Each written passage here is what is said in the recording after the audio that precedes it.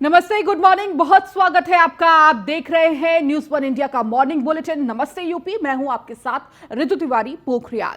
Bulletin की शुरुआत करेंगे खबर लखनऊ से, जहां यूपी के कई जिलों में बाढ़ का कहर है। तो बाढ़ प्रभावित जिलों का हवाई सर्वे करेंगे मुख्यमंत्री।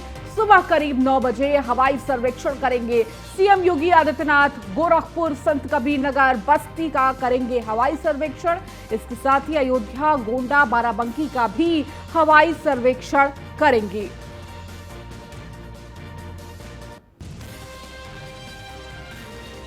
तो गोरखपुर, संत कबीर नगर, बस्ती, ये वो इलाके हैं जहां बाढ़ आई हुई है। बाढ़ प्रभावित ये इलाके हैं। अयोध्या हो गया या गोंडा हो गया, इन सभी जिलों का हवाई सर्वेक्षण सीएम योगी आदित्यनाथ करेंगे।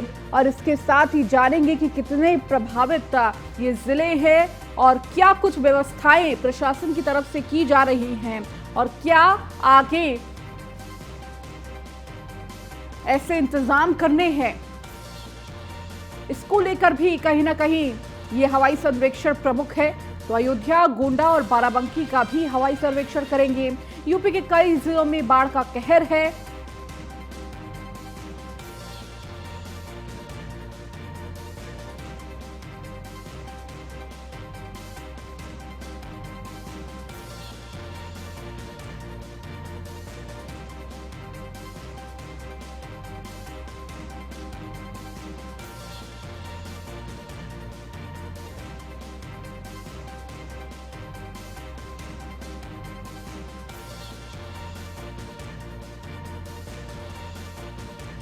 और ज्यादा जानकारी के साथ हमारी संवाददाता अश्विनी द्विवेदी हमारे साथ जुड़े हुए हैं। इसके साथ ही हरेंद्र दुबे हमारे साथ जुड़े हुए हैं। अश्विनी, सबसे पहले आपके पास आऊंगी। आज सीएम योगी आदित्यनाथ का हवाई सर्वेक्षण है उन जगहों पर जो इलाके बाढ़ से प्रभावित हैं। क्या कुछ उनका तमाम कार्यक्रम रहने वाला है आज के दिन? बिल्कुल। उत्तर प्रदेश में हालांकि इस बार बारिश औसतन कम हुई है, लेकिन तमाम अभी भी इलाके ऐसे हैं, तमाम जिले हैं जो पहाड़ी जहां बारिश हुई उसकी वजह से वो जलमग्न हो गए, वहां बाढ़ की स्थिति बन गई है। जिसमें अयोध्या है शामिल है, गोरखपुर शामिल है, संत कबीर नगर शामिल है, गोंडा शामिल है और साथ ही साथ बाराबंकी, ये तमाम जिले हैं जहाँ पर बाढ़ की स्थिति बनी हुई है। और इसी स्थिति का जायजा लेने के लिए मुख्यमंत्री योगी आदित्यनाथ आज हवाई सर्वेक्षण करेंगे। देखेंगे कि कहां की स्थिति कैसी है। मुख्यमंत्री की हमेशा ही रहता है, कोई भी समस्या होती है तो किसी अधिकारी पर भरोसा ना करके, किसी मंत्री भरोसा ना करके खुद उन चीजों का जायजा लेते हैं और सीधे तौर पर आज जो अधिकारी होते हैं उनको निर्देश देते हैं कि आज जो राहत और बचाव कार्य हैं वो कैसे करने हैं, क्या क्या सुविधाएं देनी है, तमाम चीजों पर चर्चा करते हैं। निश्चित तौर पर आज भी मुख्यमंत्री योगी आदित्यनाथ तमाम जिलों का दौरा एक तरीके से करेंगे, हवाई सर्वेक्षण करेंगे, जिसमें गोरखपुर भी शामिल है, अयोध्या भी शामिल है, संत कबीर नगर भी शामिल, बस्ती भी शामिल है, बाराबंकी भी शामिल है, गोंडा भी शामिल है। इन जिलों में कहीं ना कहीं पहले ही अधिकारियों को, जिला अधिकारी जो हैं उनको निर्देश दिया चुका है कि जो बाढ़ स्थिति जहां बन रही है वहां पर व्यापक व्यवस्थाएं की जाएं। साथ ही साथ जो लोग हैं रहते हैं गांवों में जहां पर कटान की समस्या है, उन लोगों को पहले से ही समय रहते निकाल लिया जाए। इसके अलावा जानवरों के रहने के लिए स्थान की व्यवस्था की जाए, उनके भूसे की व्यवस्था की जाए, तमाम जो कैंप बनाए जाएं। इन तमाम चीजों की सुविधाओं को लेकर के मुख्यमंत्री लगातार निर्देश दे रहे हैं। साथ ही साथ आज खुद एक जो सर्वेक्षण, हवाई सर्वेक्षण करेंगे और हवाई सर्वेक्षण के बाद में तमाम और निर्देश अधिकारियों को दिए जाएंगे। जी बिल्कुल अश्विनी, और देखिए ये हवाई सर्वेक्षण कहीं ना कहीं इन जिलों के लिए बहुत ज़रूरी था। जिस तरह सीएम योगी ये हवाई सर्वेक्षण करने जा रहे हैं, उनसे कहीं ना कहीं ये उन जिलों के लोगों को उम्मीद होगी कि कहीं ना कहीं सीएम योगी आदित्यनाथ राहत बचाव कार्य को लेकर और कुछ दिशा निर्देश दे सकते हैं। हमारे साथ गोरखपुर से हरेंद्र जुड़े हुए हैं। हरेंद्र, इस वक्त गोरखपुर में उन इलाकों की क्या कुछ स्थिति है जहाँ जो इलाके बाढ़ प्रभावित हैं? इसके साथ ही आज का ये दौरा सीएम योगी आदित्यनाथ का रहने वाला है गोरखपुर का। जिले के घाघरा नदी के तट पर बसे जो 4 से 5 गांव हैं वो जलमग्न हैं। खासतौर से गोरखपुर सहित आजमगढ़ और मऊ का कुछ इलाका जो है कि बाढ़ से प्रभावित है। संत कबीर नगर का इलाका है, बस्ती का इलाका है, कुछ ऐसे गांव हैं जो कि बाढ़ से प्रभावित हैं। इन सभी गांवों का हवाई सर्वेक्षण उत्तर प्रदेश के मुख्यमंत्री योगी आदित्यनाथ बस चंद समय बाद करने वाले हैं। आपको ये भी बताना चाहेंगे कि उत्तर प्रदेश के मुख्यमंत्री योगी आदित्यनाथ इस समय मंदिर भ्रमण पर निकले हुए हैं, गोरक्षनाथ मंदिर में ही इस समय हम मौजूद हैं वहां, जी। और वो भ्रमणशील हैं। और थोड़ी देर के बाद अभी जनता दर्शन लगाएंगे, क्योंकि जब जब उत्तर प्रदेश के मुख्यमंत्री योगी आदित्यनाथ गोरखपुर आते हैं तो जनता दर्शन का कार्यक्रम लगाते हैं और जनता से मुखातिब होते हैं और उनकी समस्याओं को सुनने का काम करते हैं और निर्देशित करते हैं अधिकारियों को। जिस संबंधित मामला होता है उस संबंधित अधिकारियों को निर्देशित करते हैं कि इनका मामला तत्काल निस्तारण किया जाए। तो इसमें मुख्यमंत्री योगी आदित्यनाथ गोरक्षनाथ मंदिर भ्रमण पर है। भ्रमण के बाद जनता दर्शन कार्यक्रम में हिंदू सेवाश्रम और यात्री निवास में पहुंचेंगे और जनता जो पूर्वांचल के अनेक जिलों से जनता गोरक्षनाथ मंदिर में आई है उनकी समस्या सुनेंगे और निस्तारण करने के लिए अधिकारियों को निर्देशित करेंगे और उसके बाद हवाई सर्वेक्षण के लिए निकल जाएंगे। खास तौर से तैयारी पूरी कर ली गई है, बस चंद समय बाद ही हवाई सर्वेक्षण के लिए निकलेंगे। खास तौर से कि जिस तरह से बाढ़ पीड़ित विपक्ष हमेशा आरोप लगाता है कि ये सरकार काम नहीं कर रही, उसको लेकर के मुख्यमंत्री योगी आदित्यनाथ अब तक के पहले मुख्यमंत्री हैं जो कि जी समर्पित रहते हैं, जो कि इस बार भी रहने वाले हैं। आज उनका जो दौरा है खास तौर से उसी को ध्यान में रखते हुए कि जनता को किस तरह की पीड़ा है, पशुओं को चारे उपलब्ध हो पा रहे हैं कि नहीं हो पा रहे हैं, बाढ़ प्रभावित इलाकों का दौरा कर अधिकारियों को दिशा निर्देश भी देने का काम करेंगे। बिल्कुल हरेंद्र, और देखिए अधिकारियों को दिशा निर्देश देना बेहद जरूरी है और इसीलिए शायद ये सर्वेक्षण भी बेहद जरूरी माना जा रहा है। अश्विनी, पहले से ही सीएम योगी आदित्यनाथ बाढ़ प्रभावित इलाकों को लेकर लगातार अधिकारियों के साथ बैठक करते रहे हैं और दिशा निर्देश भी देते रहे हैं कि ऐसी स्थिति उत्पन्न ना हो कि बाढ़ प्रभावित इलाकों में लोगों को समस्याएं झेलनी पड़ जाए या फिर वहां से जिस तरह से कई सारी घटनाएं भी सामने आती हैं वैसी घटनाएं आगे सामने ना आए। हालांकि जिस तरह से बाढ़ की स्थिति पहले हुआ करती थी, इस बार उस स्थिति को देखना नहीं पड़ा है, लेकिन फिर भी कुछ ऐसे इलाके हैं जो बाढ़ से प्रभावित हैं। अधिकारियों को जो लगातार दिशा निर्देश दे रहे थे, क्या वाकई जमीन पर वो दिशा निर्देश अधिकारियों के द्वारा किए गए हैं या नहीं किए गए हैं, वो भी कहीं ना कहीं सीएम योगी आदित्यनाथ उसकी तस्दीक करते हुए नजर आएंगे? हवाई सर्वेक्षण कहीं ना कहीं अधिकारियों के लिए मुश्किल खड़े कर सकता है, क्योंकि हर साल आज जो सिंचाई विभाग है, जो जल शक्ति विभाग है, उसको करोड़ों रुपए, कई सौ करोड़ का बजट अलॉट होता है तटबंध बनाने के लिए, जो तटीय क्षेत्रों की सुरक्षा के लिए। लेकिन हर बार क्या होता था, जो अधिकारी होते थे वो तटबंध ना बना करके बाढ़ का इंतजार करते थे और बाढ़ आती थी, बाढ़ में सब कुछ बह जाता था। उसके बाद जब स्थलीय जांच होती थी उसमें कुछ मिलता ही नहीं था, तो वहां पर कोई फंसने का चांस नहीं था। इस बार बाढ़ की स्थिति हल्की है, ऐसे में जो अधिकारी जो बिल्कुल फ्री माइंड बैठे थे, उनको उम्मीद भी नहीं थी कि इस बार बाढ़ उतनी भयानक नहीं होगी जितनी हर बार आती थी। नॉर्मल बाढ़ आई है, हल्की बाढ़ है, और ऐसे में उन अधिकारियों ने जमीन पर काम नहीं किया। सिंचाई विभाग के जो तमाम अधिकारी उन्होंने कोई काम नहीं किया और न्यूज इंडिया के पास पूरी इस चीज की रिपोर्ट है। और ऐसे में अब मुख्यमंत्री जब जाएंगे, देखेंगे, हवाई सर्वेक्षण करेंगे, तो जमीन पर देखेंगे कि कितना काम तट बनाने के लिए हुआ, तमाम अन्य तरह की जो काम होने वो कितने हुए हैं। निश्चित तौर पर उसके बाद कार्रवाइयों का दौर भी देखने को मिल सकता है। जी बिल्कुल अश्विनी, और लगातार जिन जिन इलाकों में बाढ़ आई, हमारे सहयोगी भी लगातार मौजूद है बस्ती से, राघवेंद्र सिंह हमारे साथ जुड़ चुके हैं। राघवेंद्र, इस वक्त बस्ती में क्या कुछ स्थिति है, क्योंकि कई इलाके बस्ती में भी ऐसे हैं जो बाढ़ प्रभावित हैं। इसके साथ ही आज सीएम योगी आदित्यनाथ उन इलाकों का सर्वेक्षण करने जा रहे हैं। जी, आपको बता दें कि बस्ती जिले के 11 गांव ऐसे हैं जो बाढ़ प्रभावित क्षेत्र में आ रहे हैं। उन इलाकों का मुख्यमंत्री योगी आदित्यनाथ आज सुबह 9, साढ़े 9 बजे बाढ़ प्रभावित इलाकों का हवाई सर्वेक्षण करेंगे और हो सकता है उच्च अधिकारियों को उचित दिशा निर्देश भी दें, जिस तरह से बस्ती जिले में अधिकारियों के द्वारा काम किया गया। उससे पहले ही वो मुख्यमंत्री योगी आदित्यनाथ नाराज थे, क्योंकि यहाँ समय से रहते हुए बाढ़ प्रभावित इलाकों का कार्य पूरा नहीं हो पाया था। उसी को लेकर मुख्यमंत्री भी नाराज है। आज उसी का हवाई सर्वेक्षण होगा। जिन इलाकों में करोड़ों रुपया खर्च किया गया है अधिकारियों के द्वारा, उन पर भी लखनऊ जाने के बाद कार्रवाई हो सकती है।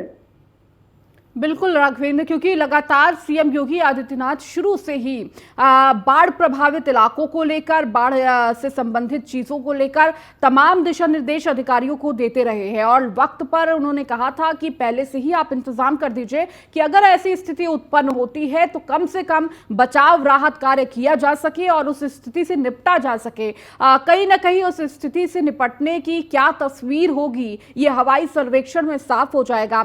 हमारे साथ लगातार गोरखपुर से हरेंद्र जुड़े हुए हैं। हरेंद्र, चूंकि सीएम योगी आदित्यनाथ गोरखपुर में ही मौजूद हैं और देखिए थोड़ी देर बाद जनता दर्शन भी लगाएंगे, उसके बाद हवाई सर्वेक्षण के लिए निकल जाएंगे। गोरखपुर के भी वो इलाके हैं जहां पर लगातार कहा जा रहा था कि अधिकारियों के द्वारा कि काम किया जा रहा है और कहीं ना कहीं पहले के मुकाबले अब जो स्थिति है वो बेहतर है। क्या वाकई जमीन पर ऐसा दिखने को मिल रहा है कि जिस तरह से मुख्यमंत्री योगी आदित्यनाथ ने जनवरी महीने में ही सिंचाई विभाग को और बाढ़ खंड को खासतौर से पैसा आवंटित हो गया था कि बंधे सुदृढ़ किया जाए और जहाँ के रैंक कट है या जहाँ कटान अधिक है उन जगहों को सुदृढ़ किया जाए, तो कहीं न कहीं सिंचाई विभाग फेल्योर नजर आया है। अगर जिस तरह से नदी की बढ़ोतरी इस समय हो रही है, जल की बढ़ोतरी हो रही है, अगर आज और बढ़ी तो अधिकारियों का जो है कि मुसीबत बढ़ सकती है, क्योंकि नदी का उफान से अधिकारियों में हड़कंप मची है। जिस तरह से नदियों के किनारे काम होने चाहिए, अधिकारियों वो काम किया नहीं। मुख्यमंत्री के पैसा आवंटित करने के बाद, क्योंकि जनवरी महीने में भी एक बार मुख्यमंत्री योगी आदित्यनाथ ने हवाई सर्वेक्षण करके उन नदियों के तटबंधों का वो जिक्र किया था अपने बैठक में कि इन तटबंधों को सुदृढ़ किया जाए ताकि बाढ़ से नागरिक बच सकें, आम जनमानस बच सके। उसके लिए करोड़ों रुपए आवंटित खासतौर से गोरखपुर में उन्होंने दिया, लेकिन जिस तरह से काम होने चाहिए आज भी काम पूरे नहीं है। न्यूज वन इंडिया ने इस खबर को भी दिखा चुका है, इस खबर को चला चुका है कि अधिकारी लापरवाह है, अधिकारी सुनते नहीं, अधिकारी काम करते नहीं। पैसा आखिरकार गया कहाँ? मुख्यमंत्री आज अगर नदी 24 घंटे और बढ़ोतरी हुई तो अधिकारियों के पोल खुलेंगे और अधिकारियों पर मुख्यमंत्री की गाज गिरेगी, लेकिन नदी भी कहीं न कहीं मेहरबान है अधिकारियों के ऊपर। अब देखिए 24 घंटे की बात है, गोरखपुर के 5 गांव जो नदी के किनारे, घाघरा नदी के किनारे हैं, वो तो बाढ़ प्रभावित अधिकारियों ने घोषणा कर दी है वहां के लोगों को कि ऊंचे स्थान चले जाएं।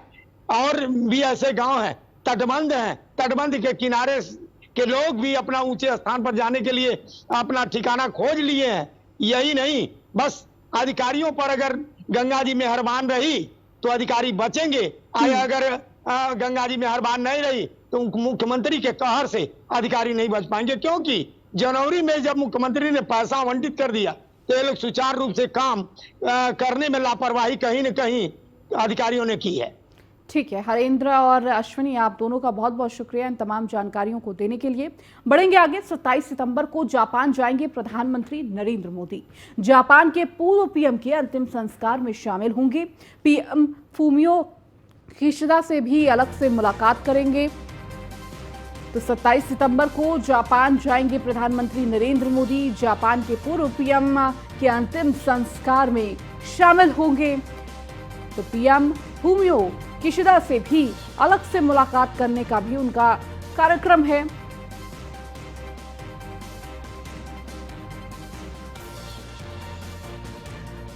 तो 27 सितंबर को जापान दौरे पर सीएम योगी आदित्यनाथ रहेंगे। तो पूर्व पीएम के फ्यूनरल में शामिल होंगे।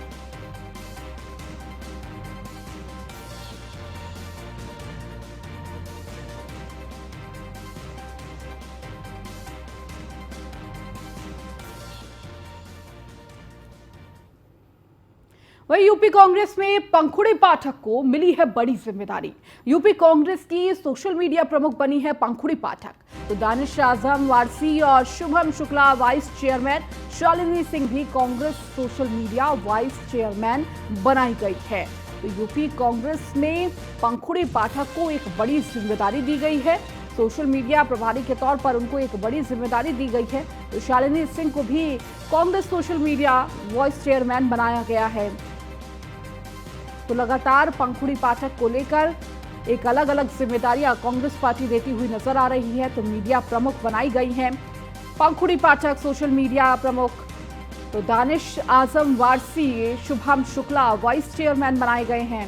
इसके साथ ही शालिनी सिंह को सोशल मीडिया वाइस चेयरमैन बनाया गया है।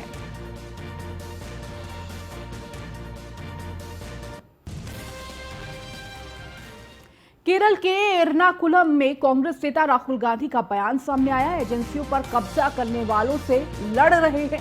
और राहुल गांधी ने यह बात कही है, देश की जनता को नफरत पसंद नहीं है, मैं अपने रुख पर कायम हूं। केरल में भारत जोड़ो यात्रा सफल, हम तनाव मुक्त भारत चाहते हैं। कांग्रेस अध्यक्ष का पद किसी संगठन का पद नहीं है, कांग्रेस अध्यक्ष का पद एक विचारधारा का पद है।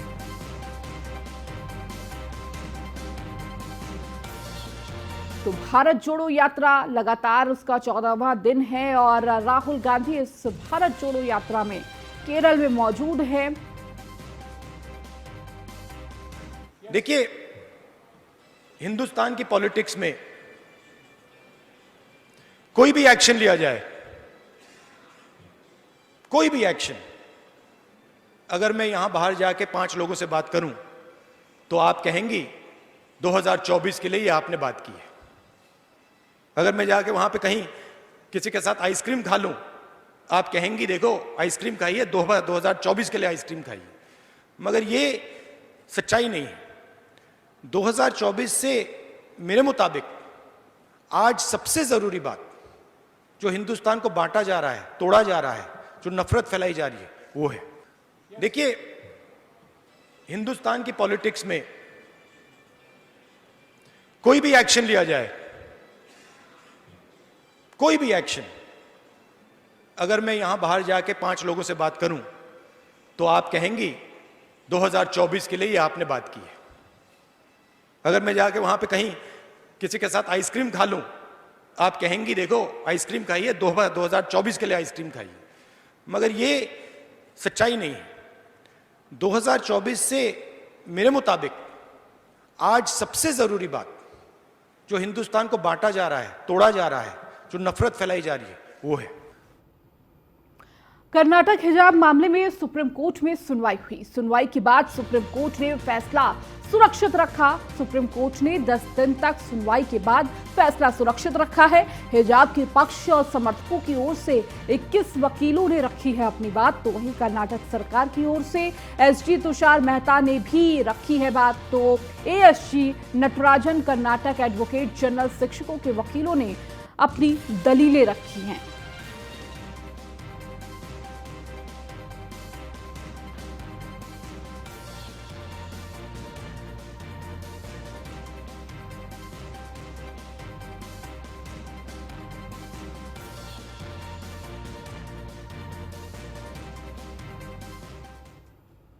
देश में टेरर फंडिंग और कैंप चलाने के मामले में पीएफआई यानी कि पॉपुलर फ्रंट ऑफ इंडिया के खिलाफ बड़ा एक्शन देखने को मिला।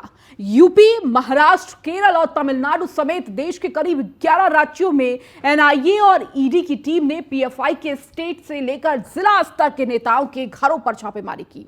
पीएफआई संगठन के खिलाफ ईडी और एनआईए की छापेमारी के मद्देनजर गृह मंत्री अमित शाह ने एक बैठक बुलाई थी और इसी बैठक में एनएसए अजीत डोभाल समेत कई आला अधिकारी मौजूद रहे। अमित शाह के इस बैठक के बाद यह साफ हो गया है कि सरकार किसी भी कीमत पर पीएफआई को बख्शने के तैयार नहीं है। यह छापेमारी सरकार की ओर से पीएफआई पर शिकंजा कसने जैसा है।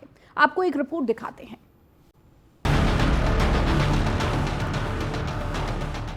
केरल, महाराष्ट्र, कर्नाटक, आंध्र प्रदेश, असम, दिल्ली, मध्य प्रदेश, पुडुचेरी, तमिलनाडु, उत्तर प्रदेश और राजस्थान ये ऐसे राज्य हैं जहां एनआईए और ईडी ने ताबड़तोड़ छापेमारी की।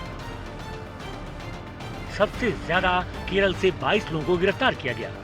उसके बाद महाराष्ट्र और कर्नाटक से 20-20 लोग, आंध्र प्रदेश से 5, असम से 9, दिल्ली से 3, मध्य प्रदेश से 4, पुडुचेरी से 3, तमिलनाडु से 10, यूपी से 8 और राजस्थान से 2 लोगों को गिरफ्तार किया गया है। ईडी, एनआईए और राज्यों की पुलिस ने 11 राज्यों से पीएफआई से जुड़े 106 लोगों को अलग अलग मामलों में गिरफ्तार किया। तो वहीं विरोध प्रदर्शन होना शुरू हो गया, लेकिन सरकार अपने एक्शन को और धारदार बना रही है। इसलिए पीएफआई और उससे जुड़े लोगों को ट्रेनिंग गतिविधियों, टेरर फंडिंग और लोगों के संगठन से जोड़ने को लेकर ये अब तक का सबसे बड़ा एक्शन है। सरकार ने पीएफआई पर शिकंजा मजबूती के साथ कसा है ताकि देश की सुरक्षा की नींव और मजबूत हो सके। Bureau report, news 1 India.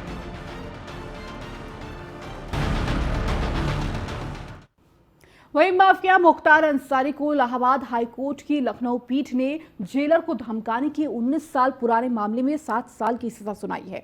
दरअसल मुख्तार के लखनऊ के जेलर पर पिस्तौल तान दी थी और साल 2003 में हुई इस वारदात में मुख्तार ने जेलर एसके अवस्थी को उनके दफ्तर में ही धमकाया था।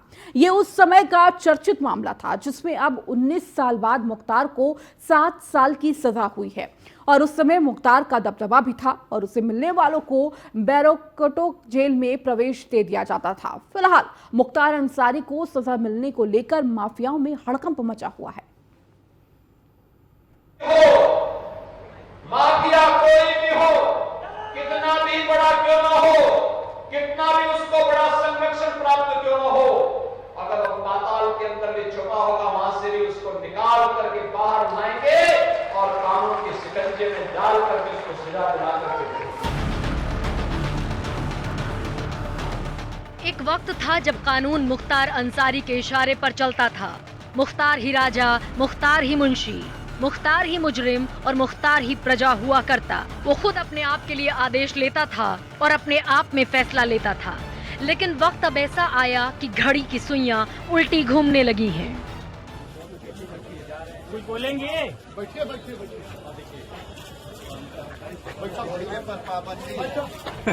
पूर्वांचल का ये बाहुबली पाबंदियों की कैद में इस कदर घिरा कि जेल में कैद होकर रह गया। मुख्तार अंसारी की हर कोशिश नाकाम रह गई। 19 साल वाले पुराने मुकदमे में 7 साल की सजा हुई। एक तो ये बात देखनी चाहिए कि ये घटना अप्रैल 2003 की है। तब उत्तर प्रदेश में बहुजन समाज पार्टी की नेता मायावती जी मुख्यमंत्री थी और उस समय उस सरकार को भारतीय जनता पार्टी का समर्थन था। तो इस जो घटना मुख्तार अंसारी की है, इसमें निश्चित तौर पे भारतीय जनता पार्टी का भी कहीं न कहीं नैतिक दायित्व है। मुख्तार अंसारी पर वर्ष 2003 में जेलर को धमकाने, सरकारी काम में बाधा डालने के मामले को लेकर आलमबाग कोतवाली में एक मुकदमा दर्ज किया गया था। आईपीसी की धारा 353, 504 और 506 के तहत ये मुकदमा तत्कालीन जेलर ने दर्ज कराया था, जिसके बाद निचली अदालत ने मुख्तार अंसारी को बरी कर दिया था। इलाहाबाद हाईकोर्ट की लखनऊ बेंच ने इस पर सुनवाई करते हुए मुख्तार अंसारी को 7 साल की सजा सुनाई है। साथ ही साथ 37,000 रुपए का जुर्माना भी लगाया गया है। योगी सरकार ने मुख्तार अंसारी के अर्थतंत्र को तोड़कर पहले बड़ी चोट पहुंचाई। इसके बाद उनके ठिकानों पर बुलडोजर एक्शन हुआ, जिसके बाद तमाम केस में प्रभावी और हाई लेवल मॉनिटरिंग के जरिए सरकार की कोशिश माफिया को सजा दिलाने की रही है। सरकार कामयाब हो गई, माफिया राज पर महाराज आ गया।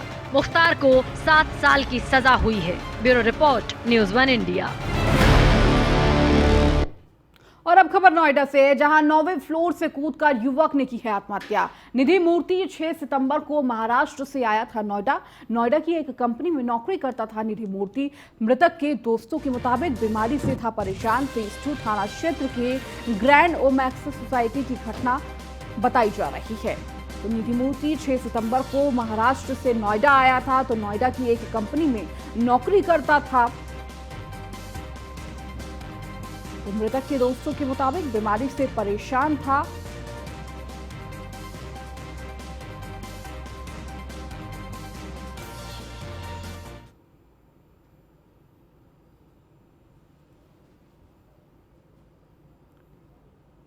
तो नोएडा से ये सीसीटीवी फुटेज भी आपको दिखा रहे हैं,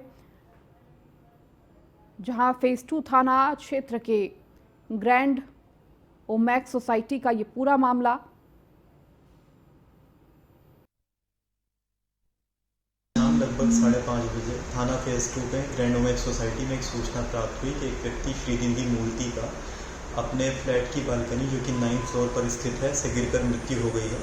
उनके शव को पोस्टमार्टम के लिए भेज दिया गया है। परिजनों को सूचित कर दिया गया है घटना में और क्या तथ्य हैं उस पर जांच जारी है। शाम लगभग 5:30 बजे तो 9वें फ्लोर से कूदकर युवक ने आत्महत्या की। और ज्यादा जानकारी के साथ निशांत हमारे ब्यूरो चीफ नोएडा से जुड़ चुके हैं। निशांत, क्या कुछ ये पूरा मामला और अधिकारियों की तरफ से क्या जानकारी दी गई? देखिए, जिस तरीके से जानकारी सामने आई है कि एचसीएल कंपनी का ये इंजीनियर बताया जा रहा है और ओमेक्स सोसाइटी में दिन पहले ही इसने फ्लैट शिफ्ट लिया था, किराए पर लिया था। हालांकि क्या कारण था, जिस तरीके से इसने ऊपर से सुसाइड करने की भी आशंका बताई गई है, जिसमें से ऊपर से ये अचानक से जब गिरता है नीचे जो है गिरने की एक सीसीटीवी फुटेज भी सामने आती है। साफ तौर पर गिरने के बाद इसकी मौत हो जाती है। हालांकि मौके पर जो है पुलिस पहुंचती है, पोस्टमार्टम के लिए इसको भेजा जाता है। ये वही ओमेक्स सोसाइटी है जहां श्रीकांत त्यागी का मामला हुआ था और इस सोसाइटी के अंदर जिस तरीके से घटना होती है, घटना होने के बाद पूरी सोसाइटी में भी हड़कंप मचता है। हालांकि इस पूरे मामले में पुलिस भी चल रही है, अलग एंगलों से जांच। क्या ये सुसाइड की आशंका है, सुसाइड का मामला है या फिर तो मौत हुई है, तो तमाम बिंदु पर जांच की जा रही है। इसके परिजनों को भी सूचना की गई है। हालांकि बताया जा रहा है कि महाराष्ट्र का रहने वाला है। परिजनों को सूचना दी गई है। एचसीएल कंपनी का इंजीनियर बताया जा रहा था और किन कारणों से मौत हुई है या सुसाइड किया है तो उन पर भी जांच की जा रही है। थाना फेज 2 क्षेत्र का मामला है, पुलिस जांच कर रही है। ठीक है निशांत, बहुत बहुत शुक्रिया इस जानकारी को देने के लिए। चलिए, नमस्ते यूपी में फिलहाल इतना ही। बने रहिए न्यूज़ 1 इंडिया के साथ।